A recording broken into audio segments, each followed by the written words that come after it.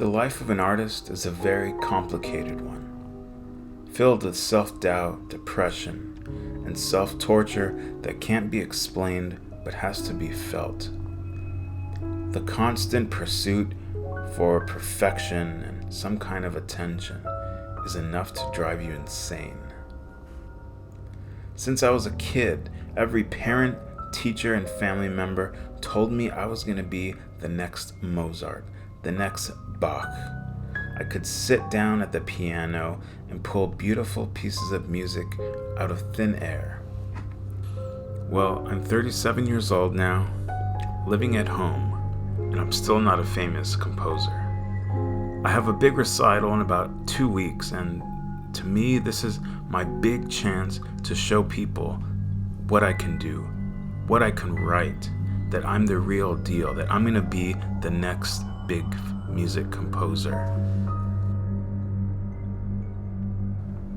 The only problem is I've hit a kind of mental roadblock.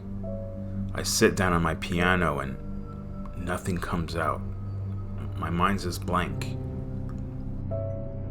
The other bad part about being an artist is earning a living. Making money so you can at least buy food and pay off credit card debt. For that reason, I'm currently working the night shift at the Twin Oaks Mausoleum, the biggest mausoleum in the city.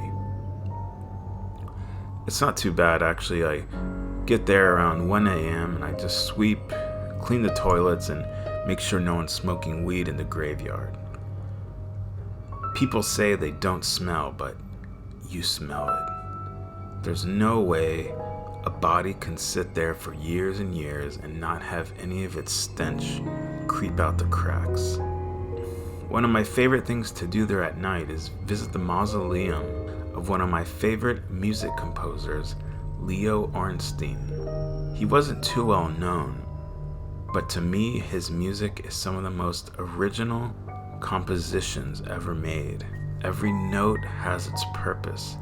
It's so minimal, yet so effective. But there's another reason why I've been visiting his mausoleum every night. About a week ago, I read this quote on the internet, and it kind of struck a chord in me. It said, "Good artists borrow, great artists steal." And that's why I'm here tonight. There's an urban legend that when Leo Ornstein was buried over 50 years ago, he was buried with a collection of his unpublished music that was so dear to him that he wanted no one else to hear, and he wanted to take it to the grave.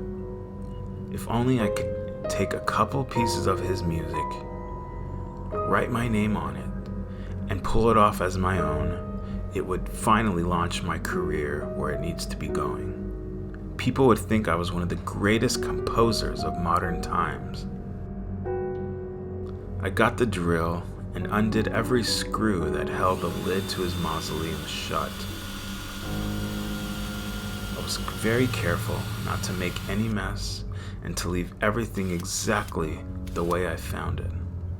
As I opened the lid, the most disgusting smell you could ever imagine came out of his little tomb. I carefully slid out his casket and placed it on the ground. And then I slowly opened the lid. He laid there like a mummy. You could still kind of see his face, and he even had some hair. And in his hands was a large leather-bound music book. I grabbed it and then put Mr. Ornstein back in his little tomb. Later that night, I took out the folder and slowly opened it, but there wasn't a whole collection of music. There was only one song, and it had no title, just drips of blood. I carefully took the music and put it on the piano stand and started playing.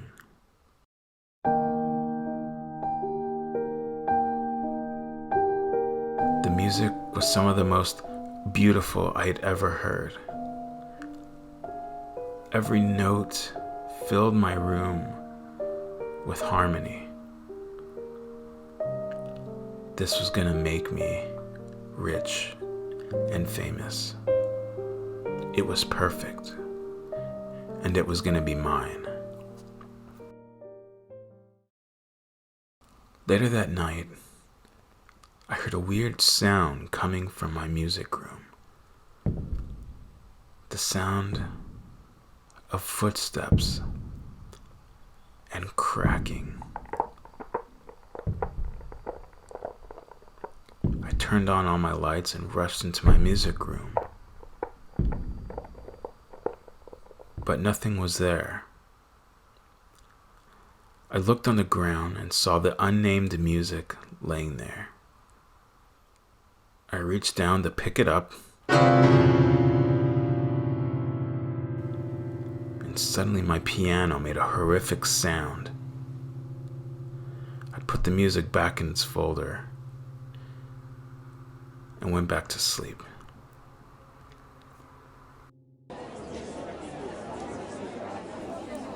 A few days later was my recital.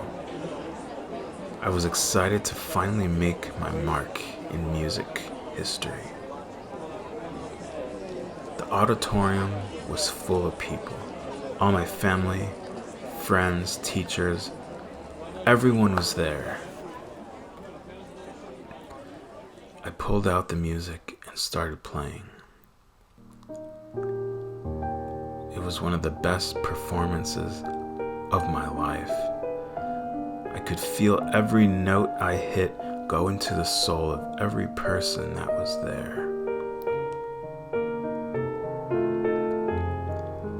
As I played and played, I quickly glanced up into the audience, and for a flash of a second, I saw Leo Ornstein looking at me from the crowd, his decomposing body. I quickly blinked and looked, but he was gone. I kept playing, and finally came to the end.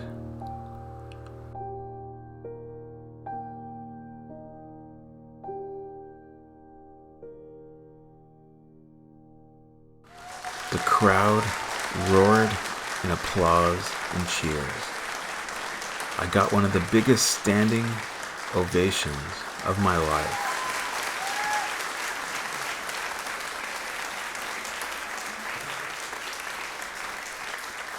But then something went wrong. Right as I was about to lift my hands from the piano keys, the cover slammed shut on both of my hands. It felt like 3 tons were sitting on top of the cover, squeezing every nerve, every ounce of blood out of my hands. I tried to free myself, but I couldn't. And then the unthinkable happened. My hands detached from my arms. I stood there with no hands, blood gushing out as people started running out of the auditorium, screaming and yelling.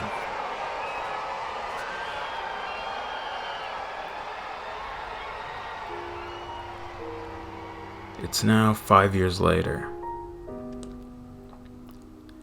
Forget what I told you about how hard it was living as an artist.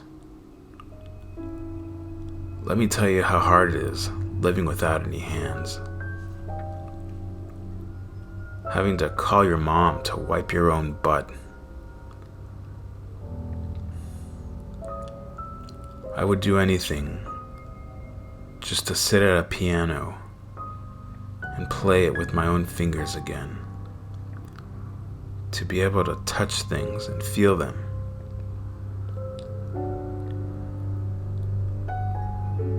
There was a news article about me the other day. They said it was one of the most beautiful tragedies in music history. The man who played some of the most beautiful music and then lost his hands. They said I could have been the next Mozart. Every night I lay there in my bed thinking about what could have been, what should have been. And every night I can still feel the maestro, Leo Ornstein, watching me. I feel him watching me, and I hear him.